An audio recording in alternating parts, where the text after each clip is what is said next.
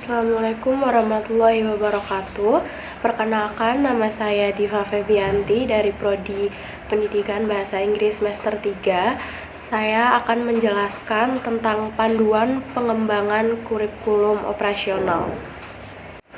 Panduan Pengembangan Kurikulum Operasional atau KOSP di Satuan Pendidikan merupakan dokumen yang berisi prinsip dan contoh strategi untuk memandu satuan pendidikan mengembangkan kurikulum operasionalnya.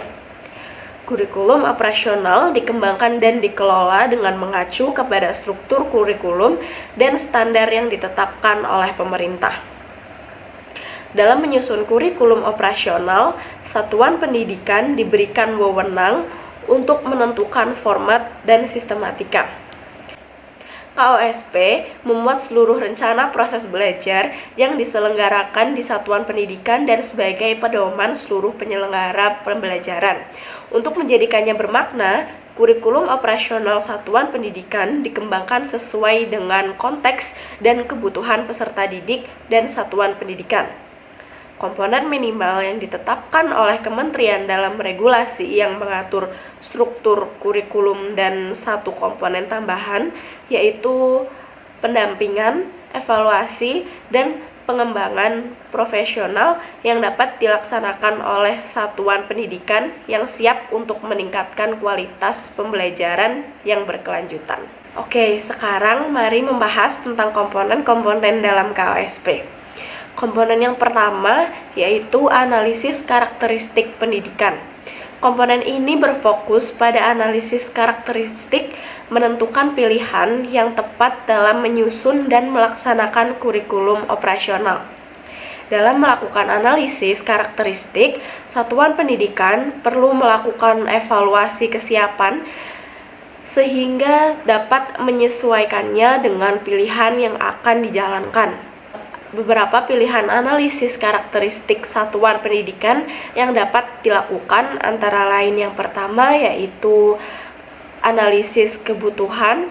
Analisis ini dilakukan untuk mengetahui kebutuhan peserta didik dan masyarakat terhadap pendidikan yang diberikan oleh satuan pendidikan. Yang kedua yaitu analisis kesiapan. Analisis ini dilakukan untuk mengetahui kesiapan satuan pendidikan dalam melaksanakan kurikulum operasional. Yang ketiga ada analisis kondisi. Analisis ini dilakukan untuk mengetahui kondisi lingkungan satuan pendidikan baik dari segi fisik maupun non-fisik. Yang keempat ada analisis potensi. Analisis ini dilakukan untuk mengetahui potensi yang dimiliki oleh satuan pendidikan baik dari segi sumber daya manusia maupun sumber daya lainnya. Dengan melakukan analisis karakteristik satuan pendidikan, diharapkan satuan pendidikan dapat menentukan pilihan yang tepat dalam menyusun dan melaksanakan kurikulum operasional sehingga dapat memberikan layanan pendidikan yang berkualitas. Contoh penerapan komponen ini adalah dengan melakukan analisis terhadap karakteristik satuan pendidikan seperti analisis terhadap peserta didik, tenaga pendidik, sarana dan prasarana, lingkungan, dan lain sebagainya. Komponen yang kedua yaitu visi, misi, dan tujuan. Komponen ini berfokus pada pengembangan misi, visi, dan tujuan satuan pendidikan sebagai dasar dalam menyusun kurikulum operasionalnya. Visi adalah gambaran masa depan yang ingin dicapai oleh satuan pendidikan. Visi harus dapat memberikan arah dan tujuan yang jelas bagi satuan pendidikan dalam memberikan layanan pendidikan yang berkualitas. Misi adalah pernyataan tentang tujuan utama satuan pendidikan dalam memberikan layanan pendidikan. Misi harus menjelaskan secara jelas dan singkat tentang tujuan pendidikan yang ingin dicapai oleh satuan pendidikannya. Tujuan adalah pernyataan tentang hasil yang ingin dicapai oleh satuan pendidikan dalam memberikan layanan pendidikan. Tujuan harus dapat diukur dan spesifik sehingga dapat menjadi acuan dalam mengevaluasi keberhasilan satuan pendidikan dalam mencapai tujuan pendidikan yang ditetapkan. Dalam menyusun visi, misi, dan tujuan, satuan pendidikan perlu melibatkan semua stakeholder seperti peserta didik, orang tua, guru, tenaga kependidikan, dan masyarakat. Hal ini bertujuan untuk memastikan bahwa visi, misi, dan tujuan yang disusun dapat mencerminkan kebutuhan dan harapan semua pihak yang terlibat dalam pendidikan. Dengan memiliki visi, misi, dan tujuan yang jelas, satuan pendidikan dapat menyusun kurikulum operasional yang sesuai dan dengan kebutuhan dan harapan semua pihak yang terlibat dalam pendidikan. Contoh penerapan komponen ini adalah dengan menyusun rencana pembelajaran yang terdiri dari standar kompetensi, kompetensi dasar, dan indikator pencapaian kompetensi. Pengorganisasian pembelajaran mencangkup beberapa aspek, antara lain yang pertama, menentukan beban belajar. Satuan pendidikan perlu menentukan beban belajar yang sesuai dengan kemampuan peserta didik dan kondisi pendidikan. Yang kedua, yaitu penentuan jadwal pembelajaran. Satuan pendidikan perlu menentukan jadwal pembelajaran yang sesuai dengan kebutuhan peserta didik dan kondisi satuan pendidikan. Ketiga, penentuan metode pembelajaran. Satuan pendidikan perlu menentukan metode pembelajaran yang sesuai dengan karakteristik peserta didik dan muatan kurikulum yang akan dipelajari.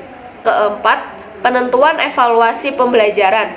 Satuan pendidikan perlu menentukan evaluasi pembelajaran yang sesuai dengan CP yang telah ditetapkan. Contoh penerapan dari komponen ini juga dapat dilakukan dengan pengorganisasian kegiatan pembelajaran yang melibatkan partisipasi aktif peserta didik seperti diskusi kelompok, presentasi, simulasi, dan sebagainya. Komponen yang terakhir adalah perencanaan pembelajaran. Komponen ini berfokus pada penyusunan rencana pembelajaran yang terstruktur dan sistematis untuk mencapai CP yang telah ditetapkan. Perencanaan pembelajaran mencangkup beberapa aspek, antara lain yang pertama, menyusun silabus. Satuan pendidikan perlu menyusun silabus yang sesuai dengan muatan kurikulum yang akan dipelajari. Silabus harus mencangkup tujuan pembelajaran, materi pembelajaran, metode pembelajaran, media pembelajaran, dan evaluasi pembelajaran. 2. Menyusun rencana pelaksanaan pembelajaran atau RPP.